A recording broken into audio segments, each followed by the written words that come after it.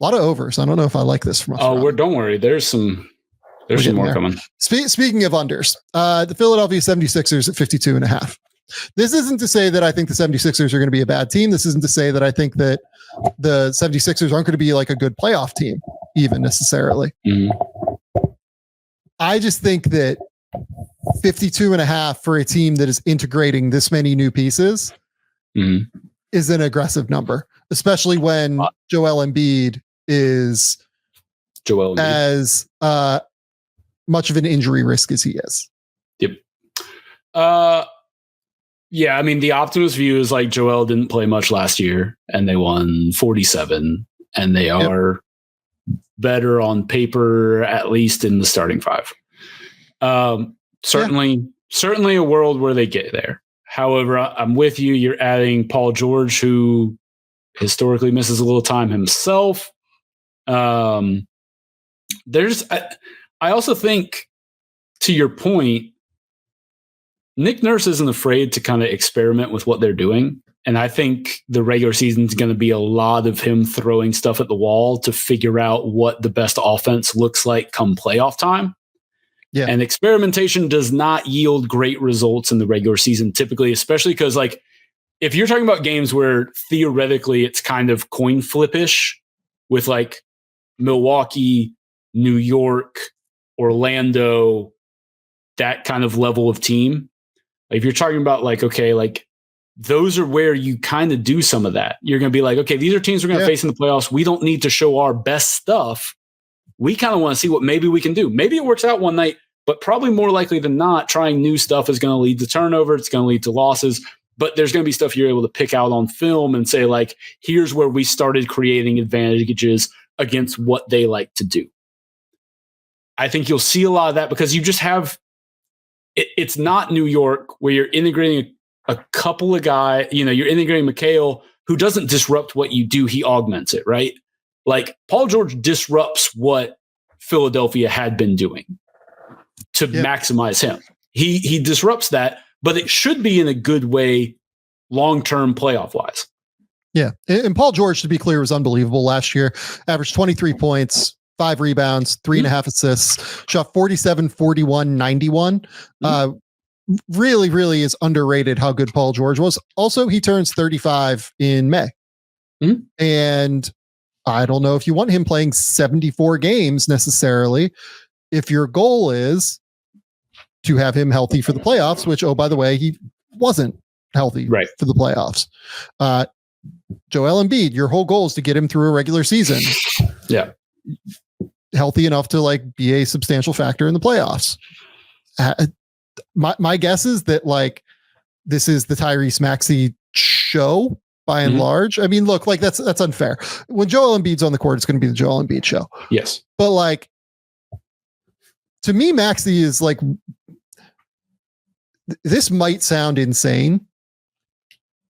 There might not be a more important player than Tyrese Maxey, like in the NBA this season, because he has to adjust potentially to playing like more without the ball in his hands than what he was last year, has to adjust to playing with a perimeter star, has to adjust, to a new roster in a number of different ways.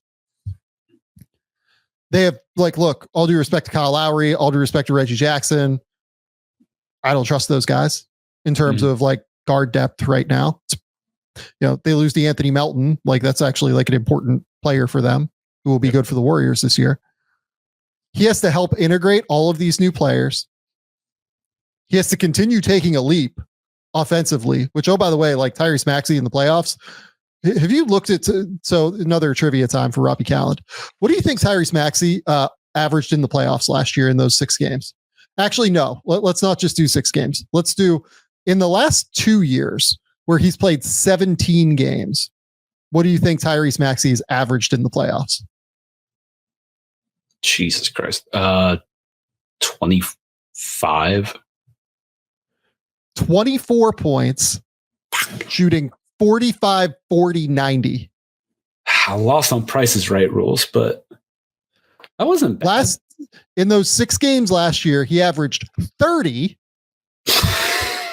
shooting 48, 40, 90 with 7 assists per game.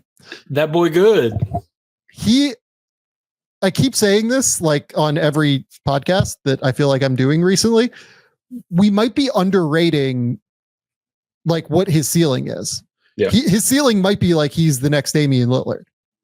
Sure. And if that's true, this team is like in unbelievable, remarkable shape moving forward, right?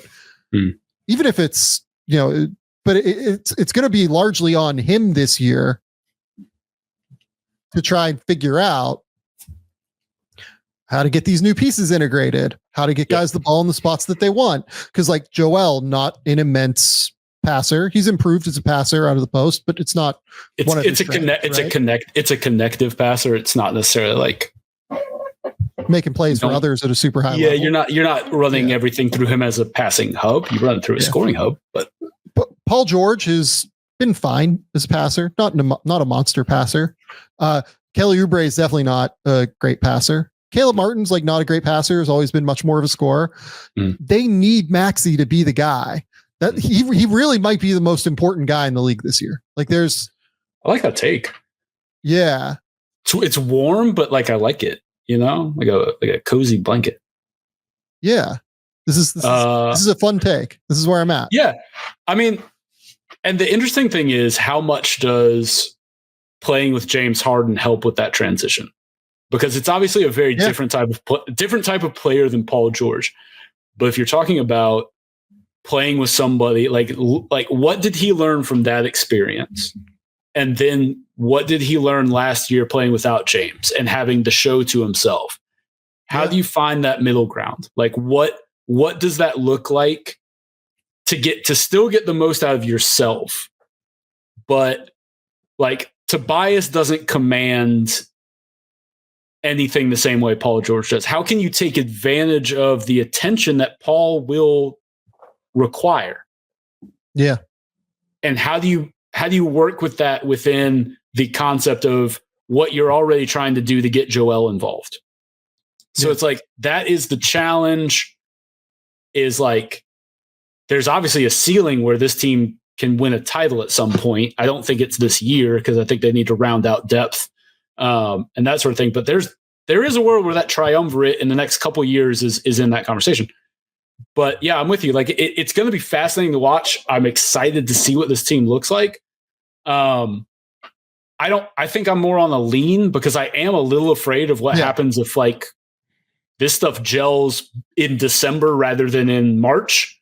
Like if this thing clicks quickly, terrifying. Yeah.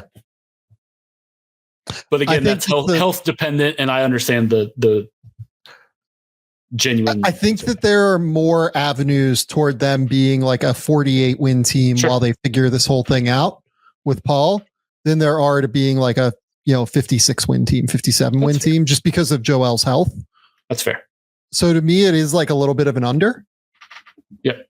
What are you? Are you saying I have lean under? I have lean under written down, but it's very much in the pass zone. Like 50. It's a pass for me as well. 50-51 wins if I were projecting, but like you said, like 55-56 wouldn't stun me in any way.